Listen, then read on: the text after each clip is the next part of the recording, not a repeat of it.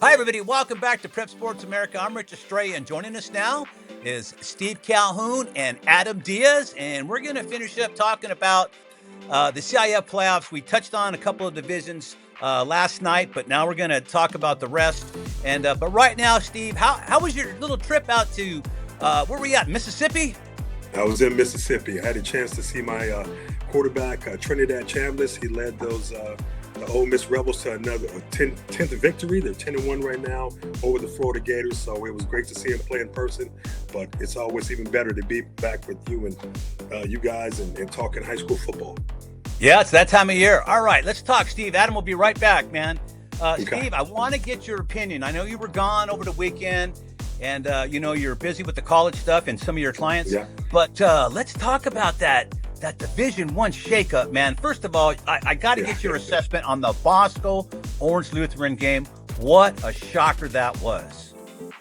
Yeah, I was actually glued to my phone Friday evening, just watching the scores. And when I thought it was a misprint. I thought my phone, because I have Verizon. I'm like, do I need AT&T or T-Mobile? Because the connection is not right because Orange Lutheran beat Bosco, and I'm like, there's no way. So it was the correct score. Unbelievable win for the Orange Lutheran Lancers, and my good friend Austin Pettis, who's the offensive coordinator over there. He did a great job, and man, hats off to them. Yeah, it's just amazing. Now, Steve, what happens in 2 or 3 weeks? I mean, how does Bosco beat Orange Lutheran 48-0, and then come back and get beat in a thriller? And basically, last minute. Correct. It was a missed extra pointers, what didn't send the game into overtime. But how does it get to that? Yeah, you know what it is? I think it's just kind of human nature. When you beat somebody that bad, a few weeks ago, not only is it human nature, but I also think it's 16, 17, 18-year-olds who's like, oh, I just beat those guys, and we're going to beat them again. All we have to do is show up. We're the number one team in the country. I think they got to, start reading their press clippings a little bit and got shocked. Yeah, it happens, it just does happen. And I just couldn't believe it. I was telling Adam that, I tuned into that game the last 5 minutes because I was watching a bunch of other games that were tighter. And I figured Bosco was just going to have their way with Orange Lutheran. So, okay, I'll catch the last few minutes. And man, was I shocked. Man, Bosco was down 2013. And then, Orange Lutheran goes 3 out. They punt, it gets blocked. It's recovered at the 13. Bosco throws one pass. Now the game's about to be tied. And then it wasn't. Yeah, and all absolutely. Lou had to do after that was kill the clock, baby. And they did that. I had a chance to talk a little bit with Koa Malaulu. He's the starting quarterback for St. John Bosco, and he was just absolutely devastated. I bet. Year, he wanted to take them all the way to the finals. They came up short last year. This modern day, but he was heartbroken. But he has 2 more years, to try to rectify that loss from this year, and so he's already ready to get back to work, get back in the lab. Now let's talk about Modern Day taking on Centennial this week, because we know it's okay. Let's talk Rancho Santa Margarita first. I totally expect Santa Margarita to take care of business. They've been very business-like all season. They do have a legitimate shot at winning a national title if they finish out. Yeah, just think about who's their head coach. You got Carson Palmer. He has seen everything. He was a Heisman Trophy winner. He was the number 1 pick overall. He played for however many years, 13, 14, 15 years in the NFL.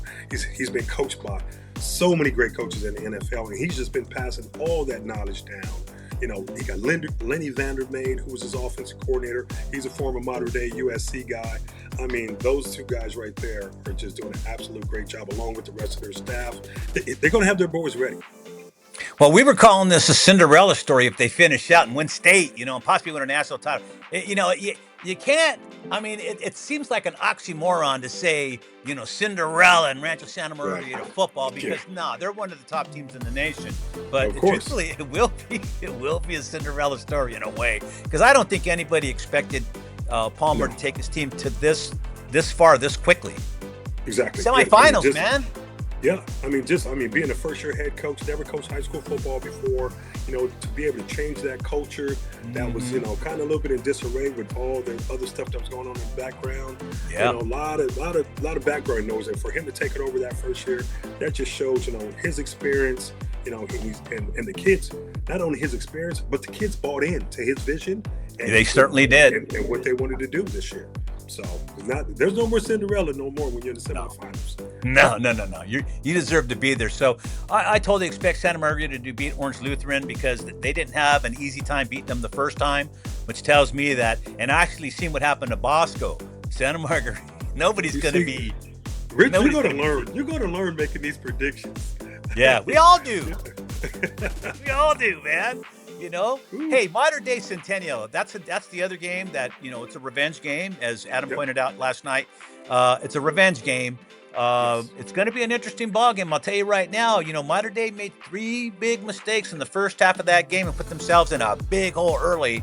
I don't think that's going to happen this time. Well, you know, again, like we talked about last week, it's going to be raining. 95% chance of rain. Yeah, it's you're about right. Who can take care of the ball? I don't think it's going to be a lot of passing. It's going to be a lot of pounding. You know, those running backs are going to get a lot of wear and tear from both sides of the ball, and it's going to be a great game. But I expect some turnovers. It's unfortunate the passing game may be, you know, mitigated because of the rain, because both teams have great wideouts. Modern Day probably has the edge overall in the wideout situation, but hey, it doesn't matter. It's a big game. It only takes one play, and anybody can make it. With the talent they got, anybody can end up being the star. You know, just think about what happened the last time they played. You know what I mean? That's on the back of some of their minds, you know, for the good and for the bad. You know, again, Corona Centennial was like, hey, you know, we played with Modern Day, we beat them, you know, and then Modern Day's probably thinking, hey, we got a little payback coming, you know. So I think it's going to be a great game. If Modern Day can somehow pay back Centennial, and if they get to meet Santa Margarita, we're not making any assumptions at this point. So right. You get in trouble. But say Santa Margarita gets in there and Modern Day's able to beat them both and vindicate themselves, they have a shot at getting back into the top spot in the country. Right now, because the strength of schedule, high school rankings has, and that's the gospel, everybody's using their ratings, have Centennial #1 in the nation right now. So they played some big boys and they beat them, and that's all that matters. They had high rankings at the time, and they still have high rankings, so it's going to be fun. It's going to be fun. At the end of the day, it's a public school. It's right. Just regular Johnnies and Joes just showing up on, from the neighborhood. That's it. Coached up, they're not grabbing players from all over Southern California. So they got enough in Corona. Yeah, it is. Well, don't forget, as we talked about, Corona Centennial is the last public high school in the big division to win a CIF championship. They did it back to back, and they beat Modern Day and Bosco. It's consecutive years. Boom, boom. I think 2014 and 15. Now it's been Bosco Modern Day every year, no matter what. Yeah. Hey, Los Lobo's going to have his kids ready to play. Oh, no doubt. No doubt. Yeah. So's Laura. Laura needs little motivation in this one. He needs little more. They know what happened, and I hope Logan can put the fear of Modern Day into him in this one. Because if they think they're going to come back and hang 43 again on Modern Day without 3 turnovers at the outset, they've got another thing coming. Absolutely, another thing coming, man. It's going to be a close game. Division 2 now. Los Alamitos Murrieta Valley, man. You know what? It's going to be hard to pick the winner in this one. It's an interesting ball game. I can't separate these two. Los Alamitos' only blemishes were to Mission Viejo and San Clemente, 2 quality teams. And San Clemente's still in it. And Murrieta, by contrast, they beat Corona Del Mar pretty handily in the opening round of the playoffs. They beat Rancho Cucamonga, but they did lose to Servite, they did lose to Corona Centennial, and they did lose to Sierra Canyon. But who didn't lose to Sierra Canyon? Exactly. Who didn't lose to Corona Centennial? Corona Centennial, no doubt about it. Everybody lost, man. Even Modern Day lost. So No, that's going to be. I think that's going to be a good game. I mean, they both have athletes. They both have some really good athletes and some game changers. But again, man. I think what's going to kind of level off the playing field, kind of nullify those athletes, is the weather. Because it's going to be a wet one, and I missed all the rain last week, but I'm gonna be here this Friday for it. So I'm gonna be watching on TV. It's gonna be exciting to watch. You can watch it on TV in Memphis or Mississippi or wherever you go. Florida, man, you're all over the country on Saturdays and Sundays, man. But I get it. They don't show California high school football in Mississippi. So Yeah, but you can get it on the National Federation of High School Sports website. All the games are on there. I watched right. 6 games. I had all 6 screens open. I was watching all these games, man. Subscribe. Man, busted. Do it. Busted. My bad. See everybody. Hey, I'm watching LJ Funk play, come on. And That's right. Watching, Pearl Cone play. That's right. So back east. So interesting. All right, let's bring Adam back in. Adam, how you doing? You still there? You fall asleep in the green room? I'm doing pretty well. You're probably full eating chicken back there. We got some roast beef sandwiches, man. Come on. Hey, we're going to Division 4 now. San Jacinto, Villa Park. Man, these teams are mirror images. The ratings on these guys, 30.7 and 30.3. You cannot get any closer. These are 2 teams that allow just as many points, score as many points as each, and allow the same thing on either side.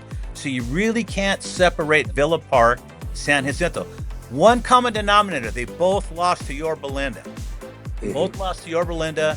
San Jacinto 31-21. Villa Park lost 28-7.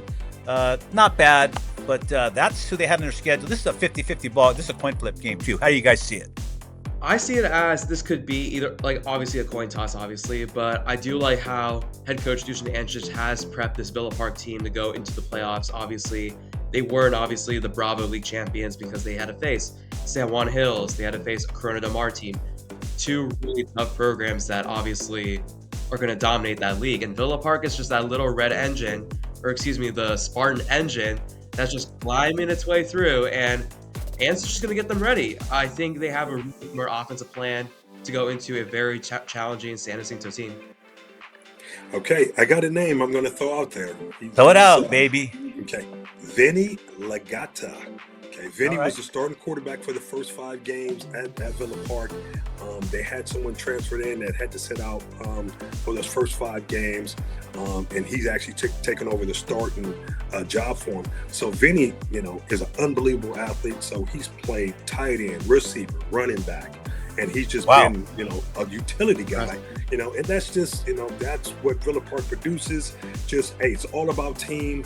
And Vinny Legata is going to have a big game because he can do so much. If there's, God forbid, starting quarterback gets hurt, you have a seasoned veteran right there that can just step in. He's a senior, that can step in and, do some wildcat stuff or just, drop back and pass, but whatever they ask him to do, he's done it. And he's going to be the secret weapon that's going to get them over the edge. I'll tell you what, I'm definitely rooting for Villa Park in this game only because in the bottom bracket, and this is going to be a hard game, the bottom. Oaks Christian taking on La Habra. The reason I say that is because, Frank Mazzota is the head coach over at La Habra. He's been there 27 years now. Dusan Ančić is the head coach at Villa Park. They are not related, but they are related. I think Frank Mazzota Sr. is, maybe Dusan's godfather, and I know Marian Ančić is Frank Mazzota's godfather. So, got Ančić and, they got these guys going up against each other. So it's going to be, if they make it, they got to get to this next round. There's no guarantee Villa Park's going to beat San Jacinto, and there's no guarantee La Habra beats Oaks Christian. Matter of fact, Oaks Christian 6-6, but let's look at the 3 teams they lost to. Sierra Canyon, J. Sarah, and Rancho Santa Margarita. All right. La Habra's best game, Crean Lutheran. Not a bad game.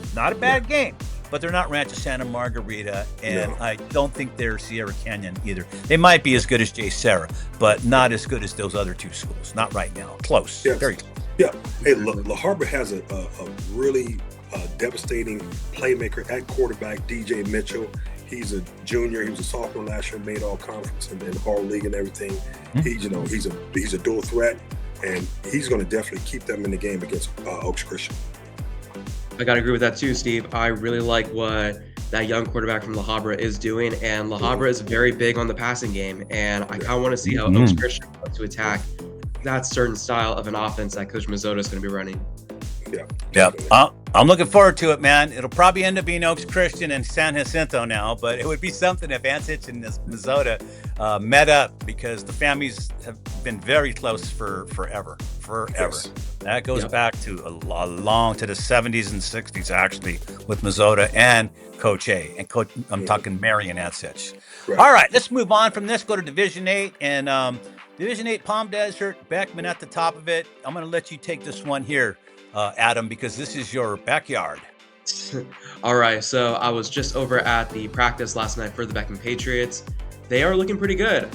Obviously, I think it was one of the nights where it was raining on Monday night, more of a walkthrough day for these guys to understand what the scouting report is looking like. I got a chance to talk to a couple of the guys after practice, talked to a senior offensive lineman who's actually kind of switched from guard to center. His name is Bruce Aldaco. He has been a vocal leader for that lineman group, and he's been telling me that each and every single week, especially in that Fullerton game, Rich and Steve, the whole line has improved every single game. But Fullerton just a little bit more just because it had to be another rematch. But they're looking pretty well good on offense. They're balanced with Noah Nam at quarterback, Aiden Tran, and Mekhi Chakowski. We can't forget a really offensive running game, but also great passing game. They have some receivers as well. They have Sawyer Nicholson, Julian Rosa, Enzo Giuliano. But more importantly, I talked to another guy named Zach Hasboon who plays a little tight end. He can block, but he is a monster at the linebacker position. Got a chance to talk to him, and he's been a linebacker since his freshman year. I got a chance to know him since his freshman year. Kind of, I was like more like a big brother sort of way to him. But besides that, Zach has stepped up a lot more this season. He's made a lot of tackles. And also just a couple other guys who I've chit-chatted with besides my interviews. I talked to Xavier Musselman-Cano, who has 6 interceptions as a sophomore. He's stepping up for sure. You have Nate Garcia as a safety who's playing unbelievable football as well, playing with the club. And then a talented defensive line that include Rian Silva, Dylan Guerrero, Roy Chaya. And guys, these guys, they just want to improve and just win each and every single night. And during practice, you can kind of tell there's some physicality for sure with the line. You know, with them being in the playoffs last year and going as far as they did, I mean, that experience, they can lean on that experience. So all the young guys that are kind of, you know, coming up and contributing, you know, you have those older guys that, you know, been through those fires and been in those fights and those wars, and they can, you know, kind of explain a little bit better than the coach, you know, how it's going to be and the expectations. But with Beckman being able to run the ball the way they can, when it's going to be a 95% chance of rain on Friday, Yep. Beckman looks good to me. All right, well, let's hear what they had to say last night from Beckman. Practice was a little cold today, but pretty good. All right, Zach, what is going to be the key fundamentals but more important steps going to this game in the semifinals against Palm Desert? We just have to do what we do great. You know, we got to run to the ball. We got to be hard. We got to be physical. All right, and Zach, and then what is going to be the key mindset also for the linebackers in this group going up against a very physical Palm Desert team from what I've been hearing? You know, our linebackers, we have a reputation of being hard-nosed and smash-mouth. And if we just keep that up and we stop the pass and we stop the run, it'll be a good day. Obviously, we have to take care of the football. I think that's very important. In like the semifinals, you just have to have like the little details down. You know, like it's obvious stuff like you know, rip your hand out of the dirt on the cadence, strike, stay low. It's just like little obvious things like that that can, you know, help us be successful in the finals. And has there been any improvement, not just with you, but with the offensive line going into this game against Palm Desert? Yeah, I feel like the offensive line can really communicate better. We're definitely getting off the ball faster. We're striking. We have good pad level, and we're communicating much more. So I feel like that kind of like brings us together, and you know, we work as the offensive line. You know, working as a team, it's better. You know, we're more successful with that. Well, as we all know, this is going to be a huge deal for the Beckman Patriots if they want to come on top to make a CIF finals appearance. We all know this would be a big deal for that school. It would be a major, just important role for these seniors to be a part of, that they can be a part of a CIF final. Bruce Aldaco is the younger brother of Kenny Aldaco, who was a part of the Beckman program and was a part of that first group of guys that appeared in a CIF playoff appearance that fell short in the quarterfinals. So Bruce has had his brother, but he's also had a bunch of other people to be around. Same thing with a guy like Zach Hasboon, who's been around a lot of the other linebackers, including myself, when we were a part of that Beckman team last season that had another great run in the CIF playoffs. But I really Did you see this coming? Did you see this coming, this run, this historic run? Did you see it coming last year? I did not. I mean, it's one of those where you can't tell with the amount of seniors that you graduate, and you can't tell like who are some guys that are going to step up, especially from the JV level. But there's some guys for sure that I previously mentioned that have stepped up. And where was Karzowski all last year? Is that how you say it? Makai? Karzowski? Chakowski. Whatever, Chakowski. man. Kazowski, we had Zakowski. That's a tough one, man. You got that many consonants back to back. But anyways, where was he last year? This dude's an animal. I love watching this guy run. Well, Makai has actually been involved since his sophomore year. He has been in a rotation. That's how we ran the offense back in the day from my junior year, I believe so. We ran a multiple running back system. But the way he's matured, you got to run him. The way he's matured, I mean, there's no other. It's like there's no other back that I would have running right now, and especially at this late in the season. If I had to describe Makai, he would be a power runner. Definitely, he can fight for yardage. And meanwhile, you have senior Aiden Tran, who is more of your shifty, agile running back, who can maybe out-juke maybe one or two guys that it's a misdirection that if the defense, it's Makai, they're going to be like, oh, wait, who's this guy? Steve, what do you got to say? I know you're chomping, I was just going to talk about those big five guys in front that are opening all these holes for those guys to get through. True. For those five guys to come together, avoid injury, and just continue to gel and work as five that works as one. That's what they always talk about, and you see that happening right now with Beckman. So that running game is going to be strong, and it's going to be very prevalent come Friday night. I agree. Go ahead. Is that only two of those guys on the offensive line that you just mentioned are returning starters from last season. Oh, okay.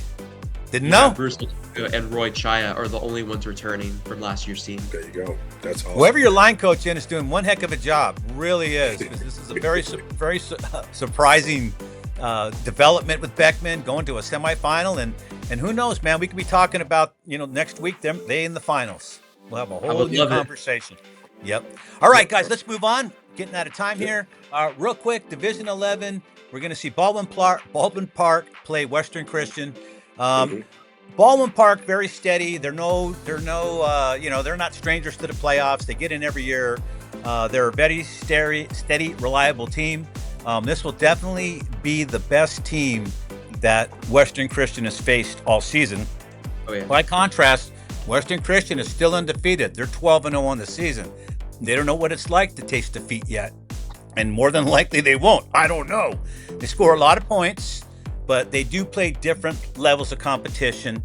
So we'll have to see how that plays out. But real quick to close this out, Western Christian has won. They've been the underdog in both games. They've had a lesser rating, but they've won with last-minute big plays, big runs. I mean, against Bell Gardens, a 70-yard run. I believe it was Yohan Chaidez was the running back, and I think he did it again this last week. And they're down, and they needed it, and then they get a 2-point conversion. So Western Christian is on a mission, and they just need one more game to get to the big dance, and we'll see if they can do it. We'll see if they can do it, guys. Go ahead. All right. Well, did you have Adam? I don't even have to ask you, Adam. I know where you're going to be this week, and you're going to be at Beckman. Yep. Get interviews for us. Yeah. No, you go there. Western Christian, though, I got to just say this. Pound the wing tee every single time. Yeah. Good old wing tee offense is going to work no matter. They only got to break it once, man. And they break a lot of them, but they've had some, in the playoffs, they've had big runs, and it's going to take it. It's probably going to take a couple again to beat Baldwin Park. Baldwin Park knows they have to play. What is it? What are we playing? 12 with 48 minutes. They're going to have to play 48 and a half minutes to make sure everything's covered, because you can't let it slip. You can have 25 seconds left in the game thinking, oh, we got this. We stop them right here. It's over. And next thing you know, you're down by 14. Exactly. So, oh my. Anyways, fellas, good luck. Steve, which game you focusing on this weekend? I'm going to focus on that on the Olu game. Okay, that's a good one. Yeah, definitely. I'm cheering for Olu. I'll probably be mobile. We'll see what happens, man. I really want to see that modern day Colonel Centennial game, but I'll see it when I get back. I'll see it on tape, so whatever. All right, hey, you guys, thanks a lot, man. Really appreciate your time, Adam, and of course, Steve, as always. We'll be touching bases again in a couple of days. On behalf of Steve Calhoun, Adam Diaz, I'm Richard Strayes, saying so long from your friends here at Prep Sports America.